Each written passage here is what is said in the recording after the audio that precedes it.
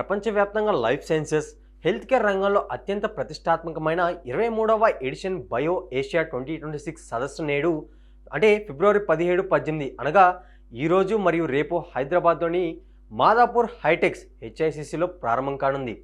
CM Revanth Reddy చేతుల మీదుగా ప్రారంభం కానున్న ఈ సదస్సు టెక్ బయో అనలిస్ట్ అంటే ఏఐ ఆటోమేషన్ బయాలజీ రెవల్యూషన్ అనే థీమ్తో నిర్వహిస్తున్నారు. వేదిక చూసినట్లయితే Hyderabad international convention centre HICC మాదాపూర్లో జరగనుంది. నిర్వహణ తేదీలు 2026 ఫిబ్రవరి 17 మరియు 18.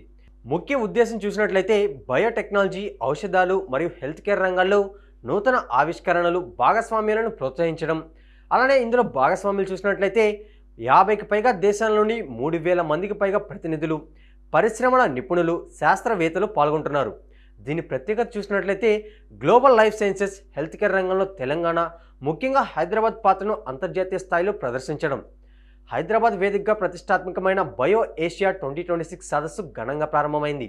ఏషియాలోనే అతిపెద్ద లైఫ్ సైన్సెస్ మరియు హెల్త్ కేర్ ఫోరంగా పేరుగాంచిన ఈ సదస్సు ప్రపంచ స్థాయి శాస్త్రవేత్తలు, పారిశ్రామికవేత్తలు మరియు విధానకర్తలను ఒకే వేదికపైకి తీసుకువచ్చింది.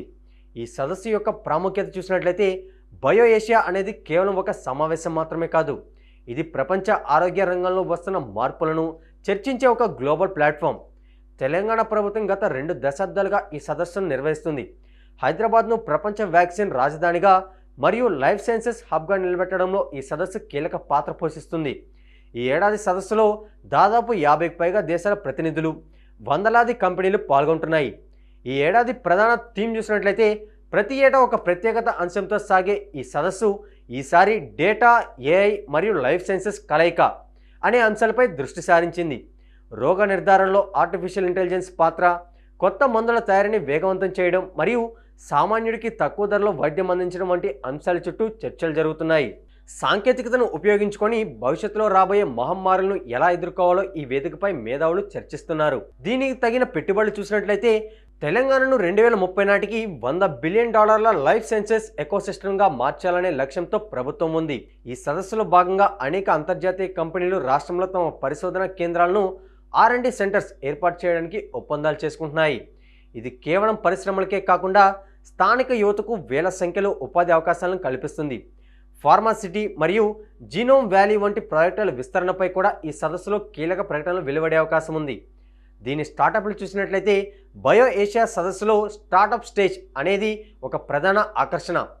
బయోటెక్నాలజీ మరియు హెల్త్ టెక్ రంగంలో వినూత్న ఆలోచనలతో వచ్చే యువ పారిశ్రామికవేత్తలకు ఇది ఒక గొప్ప అవకాశం. వెంచర్ క్యాపిటలిస్టులు మరియు ఇన్వెస్టర్ల ముందు తమ ప్రదర్శనలు ఇచ్చి నిధులు సమకూర్చుకోవడానికి ఇది వేదికగా నిలుస్తుంది.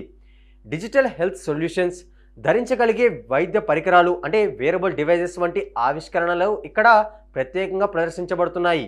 ఇందాక చెప్పుకున్నట్లు మళ్ళీ ఒకసారి మనం వేదిక చూసినట్లయితే హెచ్ఐసిసి హైదరాబాద్ పాల్గొంటున్న దేశాలు 50+ దేశాలు. దీని ప్రధాన దృష్టి వచ్చేసరికి ఏఐ, బయోఫార్మా, హెల్త్ టెక్.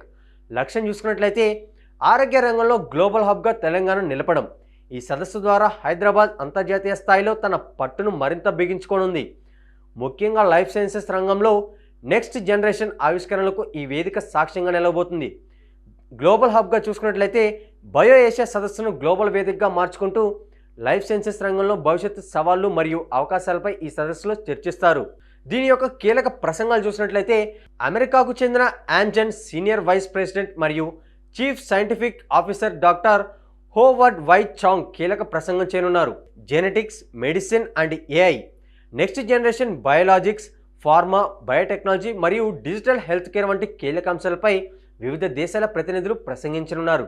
హైదరాబాద్లో జరుగుతున్న బయో ఏషియా 2026 సదస్సులో భాగంగా కుదిరిన కీలక ఒప్పందాలు మరియు ప్రకటించిన ప్రధాన అవార్డుల వివరాలు చూసినట్లయితే ప్రధాన అవార్డులు చూసినట్లయితే ప్రతి ఏటా బయో ఏషియా సదస్సులో లైఫ్ సైన్సెస్ రంగంలో విశేష కృషి చేసిన వ్యక్తులకు ప్రతిష్టాత్మకమైన పురస్కారాలను అందజేస్తారు. Genome valley excellence award. ఈ ఏడాది ఈ ప్రతిష్టాత్మక అవార్డును ప్రపంచ ప్రఖ్యాత శాస్త్రవేత్త లేదా అంతర్జాతీయ ఫార్మా కంపెనీ సీఈఓకు అందజేశారు. సాధారణంగా నోబెల్ బహుమతి గ్రహీతలు లేదా గ్లోబల్ లీడర్లకు ఇది దక్కుతుంది. ఈ అవార్డు బయోటెక్నాలజీ రంగంలో వారి అసాధారణ పరిశోధనలకు గుర్తింపుగా ఇస్తారు. స్టార్టప్ స్టేజ్ అవార్డులు. సదస్సులో పాల్గొంటున్న టాప్ 5 లేదా 10 ఉత్తమ బయోటెక్ స్టార్టప్లకు నగదు బహుమతితో పాటు ఇన్వెస్టర్లతో నేరుగా చర్చలు జరిపే అవకాశం కల్పిస్తారు. కుదిరిన కీలక ఒప్పందాలు చూస్తే తెలంగాణను గ్లోబల్ హెల్త్ కేర్ హబ్గా మార్చే దిశగా ఈ ఒప్పందాలు జరిగాయి. అంతర్జాతీయ ఫార్మా దిగ్గజాలతో ఒప్పందాలు చూస్తే నోవార్టిస్, రోచ్ లేదా సనోఫీ వంటి గ్లోబల్ కంపెనీలు హైదరాబాద్లోని తమ R&D కేంద్రాలను విస్తరించడానికి లేదా కొత్తగా సెంటర్ ఆఫ్ ఎక్సలెన్స్ను ఏర్పాటు చేయడానికి తెలంగాణ ప్రభుత్వంతో ఒప్పందాలు చేసుకున్నాయి. AI మరియు హెల్త్ కేర్ డేటా, మైక్రోసాఫ్ట్ లేదా గూగుల్ క్లౌడ్ వంటి సాంకేతిక సంస్థలతో కలిసి హెల్త్ కేర్లో ఆర్టిఫిషియల్ ఇంటెలిజెన్స్ వినియోగాన్ని పెంచేందుకు రాష్ట్ర IT శాఖ ఒప్పందాలు కుదుర్చుకుంది.